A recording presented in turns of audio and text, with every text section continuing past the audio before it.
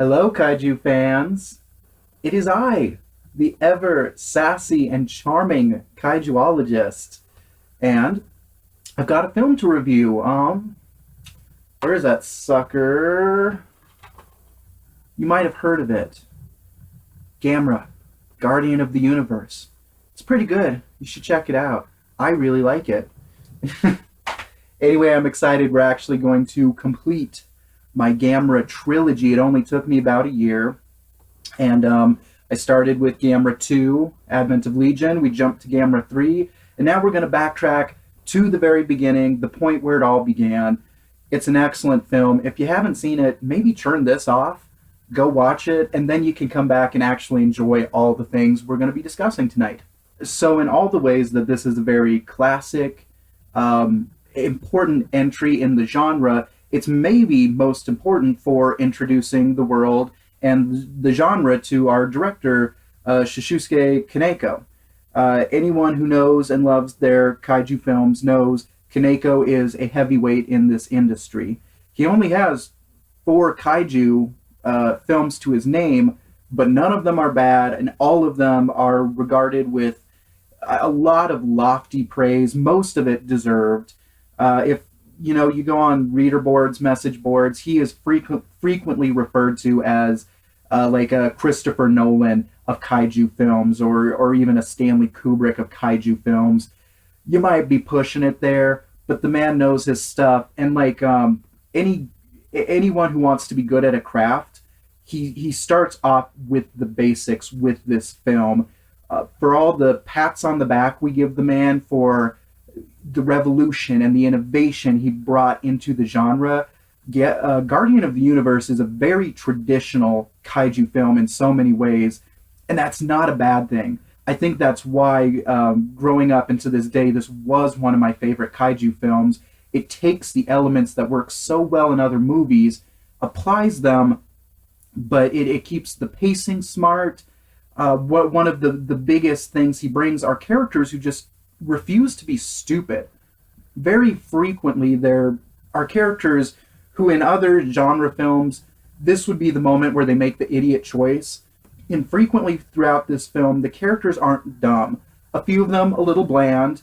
Certainly, our slimy politician is the epitome of a caricature, but one that that caricature exists in so much of this genre. You can't really blame Kaneko for wanting to step into it. Towards the end of the film, I'll have some discussion about some of there's some subtle politics at work here. This isn't an overtly political or even that much of a philosophical film as compared to where he goes later with his career. But I thought to really start this off appropriately, we should have a discussion about what is so traditional about this movie. There is an argument to be made that this movie is very innovative, is very original, but there's also the counter argument that it really is taking its cues from the best of kaiju tradition. The military interaction, this goes all the way back to Gojira 1954, that we have certain people that want to study one of the kaiju or the other kaiju, but the military is almost always pushing for an aggressive position, wipe the kaiju out. In this film, interestingly enough, it's our politician, and politicians rarely have a good reputation in kaiju films. I suppose maybe Return of Godzilla 1984, the prime minister gets a really nice self-righteous speech about nuclear arms and stuff. But for the most part, this is not a genre that thinks highly of politicians, and that's very much a reflection of just Japanese culture, the transition out of World War II. But I love the slimy politician character in this movie. The actor's hilarious. Everything he does is hilarious, and what Kaneko clearly feels about him is pretty clear. But he wants to capture the Gauss, and he brings up some of the scientific ideas of why you'd want to capture Gauss. He also, though, equates the monster species with like black market trade. He brings up the ibis crane, or what was it, ivory or something. there's almost like you get the sense he's thinking we could also sell these monsters in a zoo, and people around the world would love Japan if they could come and see these giant evil pterodactyls in a zoo. I think the most aggressive nod to kaiju tradition is absolutely in the characters and character structure. Everyone here is a scientist, is involved with the military. I brought up our politician character. These are all tropes and ideas we've seen before. I suppose Asako, he's a detective. He's a police officer. It's sloppy. In the second film, they refer to him that he was a police officer. But I mean, we've seen that before. You think Ghidra, the three-headed monster, may be the most obvious one, but all these are very standard archetypes. What's refreshing about them mostly is the dialogue isn't super canned and corny. They ask the right questions. They're motivated by the right things. The monsters themselves, I suppose I should hit off. I consider this film very much a versus film. Really, outside of Gamera the Invincible, every Gamera film is structured around the versus structure. We're always building to the battle. And this film handles it deftly. Like, there's not a problem with this structure. We understand very early on with the discovery of the prophecy that we have Gauss, who is the shadow of darkness, Gauss, and then we have Gamera, who is there to take care of Gauss. The fact that the Gauss show up and Gamera show up at the same time is built very much in the mythology of the film, and thus you understand why the monsters are always fighting. Gamera is hunting them, Gamera is chasing them. You could call it a lazy plot device. I think it's pretty fun, and it cuts out a lot of annoying plot contrivances that other films have to structure themselves around as to why you get two giant monsters always in conflict. But again, both of these monsters are rooted very much in traditional cues that we've already seen. Gamera as a guardian of anything, we understand it's an ancient civilization that constructed him, created him genetically, I suppose, to fight off the other monster they created genetically, the Gauss. But Gamera falls very comfortably into the tradition we have with Mothra, with Manda, even Megalon, that an ancient civilization had a giant monster protector. Cool, we got that. Gauss is a little more interesting, but still I feel like almost an avatar for a civilization that's dying, decaying. It's suggested in some ways Gauss helped end this ancient civilization, which was Atlantis or Mu or pick your legend, right? God, what was the terrible one from Mothra 2? Nina, can I? Yeah, fuck that shit. But I even think about back to the Showa period. God help me for even bringing this monster up, but Zigra, right, shows up to Earth because its planet has been polluted and destroyed. Or Gigan, again, is the guardian of a race of aliens whose planet was ruined by pollution. Gauss is a little different in that it helped bring the destruction of its civilization, but we're constantly tying in this idea that the Gauss have awakened because of environmental conditions in the world, CO2 levels, pollution levels, water toxicity, I don't know, pick your poison here. I've also made this argument in the other two Heisei Gamera films that Kaneko's actually pretty clever in the way he takes a lot of cues from the Showa period. He does not ignore the legacy of the Showa period, which would be very easy if someone came up to you and said, reboot Gamera. Reboot Gamera, you think like Torch Earth, start from fresh, nothing about it has anything to do with the Showa period. And yet, even the very first black and white Gamera film had this theory about Gamera being not just an ancient monster, but somehow tied into an ancient civilization. Maybe he's created, right? You got a giant turtle with rockets attached in its arms and legs. something's a little weird, a little unnatural here. But specifically, Gamera versus Gauss, it's interesting here. Um, Gamera versus Gauss has a scene where you see Gauss flying over a giant baseball stadium, and I think it's interesting here that that's like one of the landmark action pieces. And it's a brilliant action piece too because it totally fits in with the plot.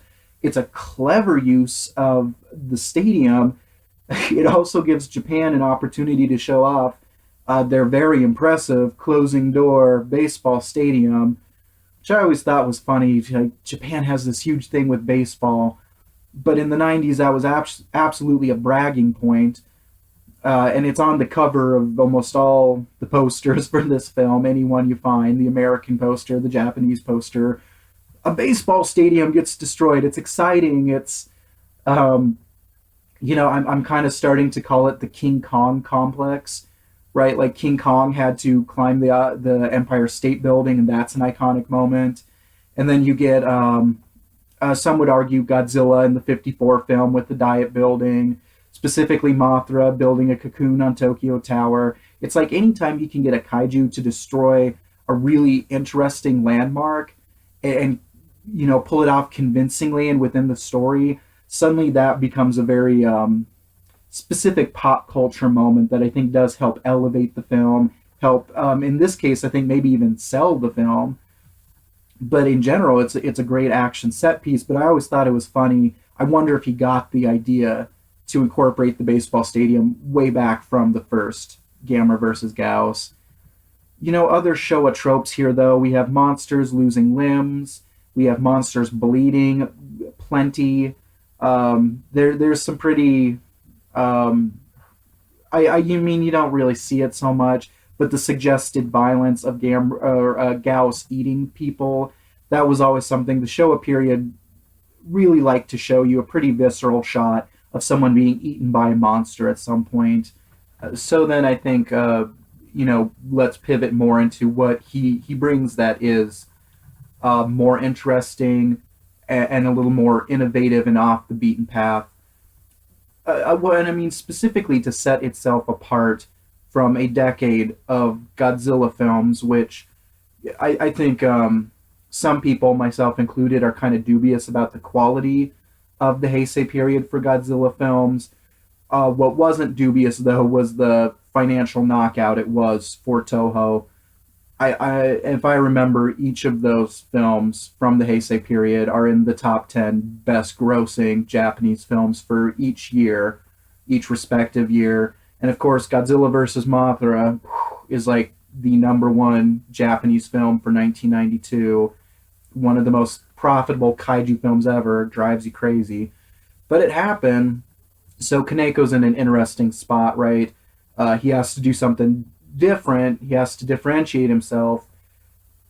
He also has to bring anyone who might have been a Gamera fan back on. You don't want to lose that because God knows it was the only a kaiju from the 60s, 70s, Japanese machine, factory machine pumping all these monsters out. Gamera was one of the few that survived and had a franchise.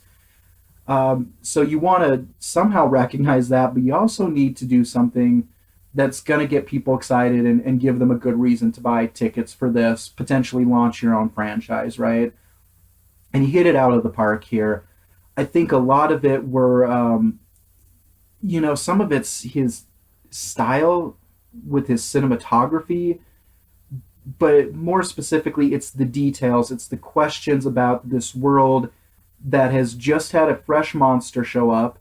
It's not piggybacking off of anything from the Showa period. This is the first time we see Gamera. This is the first time we see Gauss. This is the first time this universe, cinematic universe, has had to deal with a monster. And there are a lot of fascinating details that made you realize kind of how routine and pedestrian some of Godzilla's films had started to become. And it's weird details. Nagamine finding a giant Gauss shit pile, right? I mean, fans of the franchises have probably always wondered, what do kaiju do when they take a shit? What do they shit out? What does it look like? Well, it looks like apparently a giant bird dropping. And you can find pieces of your dead colleagues inside that bird dropping, which is simultaneously really gross. I mean, almost right in line with that kind of gross out factor the Showa series loves, but also kind of fascinating. Just one of those fun little details you just haven't really seen a kaiju film tackle. It's a bit reminiscent, I suppose, of Jurassic Park, but whatever. We'll get over it. We all borrow from different films. I think the most crucial thing is the human level, human element he brings to it, and it's something that he applies not just to the broader world, but to each main character. You see each of them kind of in their natural habitat, even for a moment. Dude on the ship moving the plutonium, you see him as a comfortable, confident lieutenant or whatever he was on the ship. He's going through his routines and motions, and steadily his involvement with the monsters affect him in different ways. When I mentioned at the top some of his cinematography that's innovative is specifically the way he'll film action sequences. You get just a much more human perspective. Like I was saying, with some of these gritty details, you get seeing the culture subtly adjust to the monsters. You also see, I think one of my favorites is when Gamera's like burrowing underground, which, why does he do that? I don't know. Don't worry about it. But he's going to attack the Gauss nest up on Tokyo Tower. And you see like little park benches, you see little signs and street signs, you see a little fence for like a batting range or a baseball field. Batting range? Batting range? A baseball field. And it's like these tiny little up close details that once again kind of smack you across the face with how lazy so much of the model work back over at Toho had gotten in the 90s. You didn't get these gritty details that suddenly kind of made you feel like you're there and make you also really think about the weirder, larger impacts of it all. I mean, there's like a manhole cover that goes flying, and just the way the buildings cave in around it. It's smart, and again, I think it's what helped elevate this film and really differentiate it from what kaiju films had been for the last decade. Another innovative point that is often lost in this is that the adult form of Gauss, that suit, the actress inside that suit is an actress. It's the first time that there is a female kaiju actor, right? I mean, watching the film, I guess I'm not sure you can really tell the difference, but at the same time, I just appreciate that he was willing to explore and have that experiment of how different would it be as opposed to two guys in the suit to have a guy and a female in the suit. Um, you know, I have no idea. I've never been able to find an explanation of why he went with that choice. But again, you want to give some credit to like an early filmmaker really taking an interesting risk and trying something totally different. Good on him. And to the testament of female kaiju actresses, if you can't tell the difference, then maybe we should have more women in the monster suits, right? For the record, the actress playing Gauss is Yumi Kaneyama. Kaneyama? I have no business pronouncing Japanese names. Moving into the production, one of the first things that jumps at you is the music. Honestly, it's a fantastic score. Right away, gives you the energy, the drama of the film, cuts to it beautifully, but does a great job of just feeling like a very traditional, very standard kaiju score. Like, I feel like this score you could superimpose over a lot of different kaiju movies throughout the genre, and you would always feel at home in them. Uh, let's see here. Our composer, wait for it. All right, our composer, Kao Otani. Um, yeah, it's hard to find any flaw at all. This is one of my favorite kaiju soundtracks, and rivals even some of the best of Ifukube. Another production note you really have to hit off here is the director of special effects. We've got Shinji Higuchi. The special effects throughout the film hold up incredibly well. Yes, we're spoiled. We live in the decade of decadent CGI, but boy howdy, I say boy howdy quite a bit, and I don't think I say it anywhere else but these reviews. Screw it.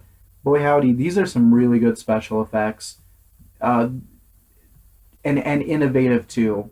One of the biggest complaints you have about the Godzilla Heisei series is how frequently we lost any ability to have really exciting, innovative melee battles, and they knock it out of the park here. The kaiju are not afraid to physically interact with each other. The city destruction sequences, the model work, it all is just so obvious what a labor of love this was for this production team. It shows everywhere you look. So I think one of the last things I want to start to get into with this film uh, is some of the imagery and the choices Kaneko is making. Each of his films in this trilogy has such an interesting, and I can't help but feel deliberate choice in its color palette. That Gamera versus Legion. If you've seen my review, is just a riddle I can't solve. Everything is so gray and white. I thought maybe we're referencing, so this ties into its religious iconography. It might also just be a seasonal thing, that winter is the time of death, and this is a film that is starting to suggest the death of Gamera. Maybe it's even just to make the monster all that more scary and depressing. It's like a nuclear winter of some sort. But then you get to Iris, which is the film that comes the closest to suggesting some sort of kaiju apocalypse. And Iris has it's kind of muted, but it's a very green, it's a very lush color palette going around it. It also has, though, like a lot of rainy, deep blues and grays. I'm not, God, I talked way too much about that film in that review, so go ahead and check that out if you got a six pack and an hour to burn. But this film, I was really struck this time watching it how warm the color palette is, decidedly warm and decidedly red, which is a funny coincidence. The last proper film review I did was Godzilla versus Destroya, right? Came out the same year as this film. That film, its red, I think, is very clearly symbolic of death and destruction. I'm not sure that the red hues here are. What catches my eye the most frequently with this film is the sun.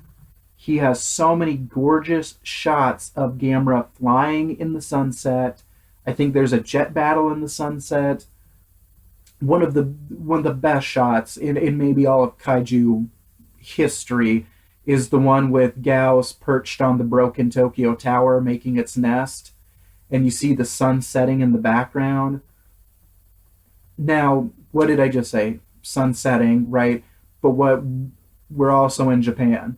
We're in the land of the rising sun. So I'm gonna throw out a few different ideas here because I'm trying to figure it out too, because it's kind of fun and fascinating why this focus. I mean, especially the first half of the film, so much of when we get Gauss, even the first time we see Gauss and it's flying up next to the helicopter, there's this beautiful sunset going on in the background. So if we're playing off this weird sun motif, are we suggesting it's like the rebirth of Gamera, the rebirth of the series? Okay, maybe, but also we have the sun setting very frequently.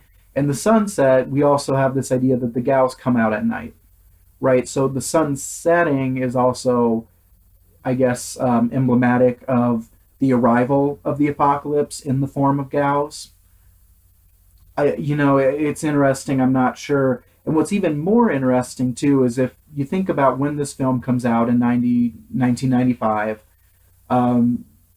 Japan is a far cry from the scared, shell-shocked nation it was in the 50s, even into the 60s. It has now very much asserted itself as a global superpower. Its technology market is booming. It has some of the most innovative and impressive architecture in the world at this point. The 90s has this huge resurgence of Japanese nationalism. And that is something we know not because of this film, but because of Kaneko's later work into Godzilla GMK. Um, Kaneko is familiar with some of the most conservative arguments about Japanese culture. That film is decidedly pro military and gets into a politics that very few kaiju films. I'm not sure I could even reference a kaiju film that deals with the politics Kaneko brought up. And so I'm not certain this director has ever made his political views very clear, but I do wonder if some of his imagery with this film is kind of, it's not just a Gamera good or Gauss bad, that some of it's actually kind of just patting you on the back and reminding you of the beauty and the empowerment of the land of the rising sun. I guess I do have to say something though about that dub. Um, I've always seen the dub. I've seen the subtitled version, the Japanese version, twice now, and actually I have to admit, um, this might be the first time.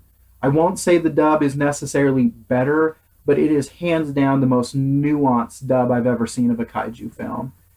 I don't really remember what ADV did with Gamera 2 or 3 that well because I haven't watched them as much as I've seen the first Guardian of the Universe dub. But what I was really struck with this time, I was watching the Japanese version, and I'm sitting there thinking the dub did a very good job of actually getting to the subtext of what the Japanese script was hinting at and talking about and rolling around with. If you just watch the Japanese version and just see the subtitles, there are moments that seem stilted, kind of cold, kind of awkward. And I think actually the people at ADV went, oh no, this is a translation problem. Here's the subtext, here's the undercurrent. There was sarcasm to this. And they built that into their dubbing and their script with the dub. And in that way, I have to admit, if you watch the English dub, I think you're actually still getting the bulk and even more of the story than dubs usually give you. It's maybe the only dub that I would say, totally watch. It's not a bad one. It's intelligent, it's refined, and they clearly did their homework on it. And in some ways, it is more enjoyable than just having to read the subtitles and the broken punctuation and all of that. All right, Kaiju fans. So, my little competition, which God bless everyone who voted. Oh, I'm a humble channel. I run a humble channel here, but I appreciate each and everyone who tunes in and checks this out. I think we had 5 votes. That's awesome. Maybe next time we'll hit 7 or 8 votes. Anyway, I believe I'm going to be doing my top 10 favorite Godzilla films for the next video. So that's what we have to look forward to. Thank you for sticking it out. Gamera Kaneko trilogy, my first trilogy I've completed. Go watch them all. There's not a disappointing moment in all 3 films. So thank you for watching. Have a good evening. I'm the Kaijuologist. I'm signing off from Denver, Colorado. We're the Mile High City, and we are getting higher all the time.